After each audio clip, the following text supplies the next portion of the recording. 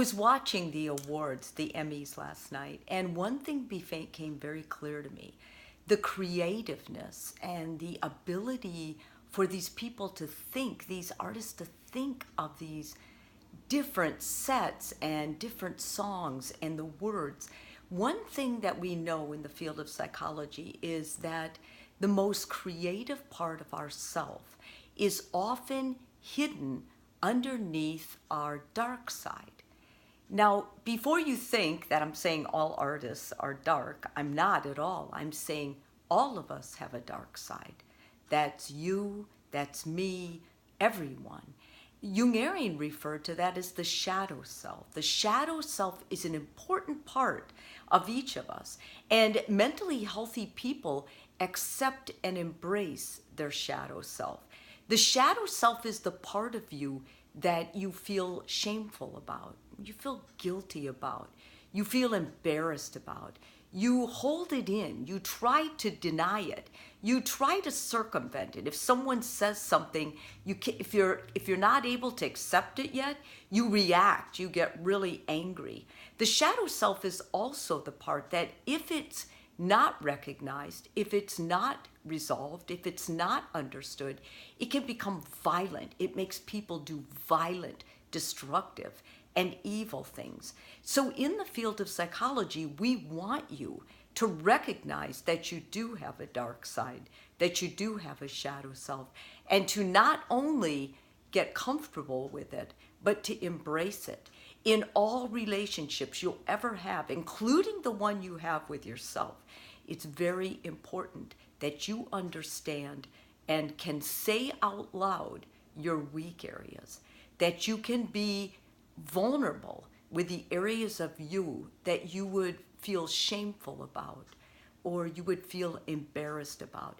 It's important that you have at least one or two people close to you that know that darker self, that they can not only know it, but understand when you're going there and how to help you have compassion for yourself for feeling that weaker side. There's nothing scarier than someone who has been raised to think that their dark side is verboten, that their dark side is evil, that their dark side is completely unacceptable. Those people can't create anymore. Those people can't think outside the box. Those people become very judgmental of others. Those people many times become racist and bigots because they have in their mind that they're good and others are evil. But they also, at their truest moments, understand that they too have a hidden side, but it's so bad it can never get out. Make no mistake, friends, whatever that shadow self is, if you try to hide it, if you try to smother it, it will always come out. So when you meet someone, before you would end up being real intimate with them, it's good to have that talk about your shadow side, your side that is not always good, your weaknesses, your faults, where do you fall short many times, and to make sure that even though you recognize it as a weakness, you don't condemn yourself for it, because that part is also your creativeness. It's your ability to start being more compassionate. It's your thrust of energy to make changes in the world and connect with others, understanding up front that they have a weak side too. You know that old saying, be careful with people because everybody's carrying a load? They are, and that load is their shadow self. And left without recognition or left being denied, they will either overeat, overdrink, overuse drugs, overuse different vices that will try to sabotage and take them under. That's what happens when you don't recognize or admit to your shadow self.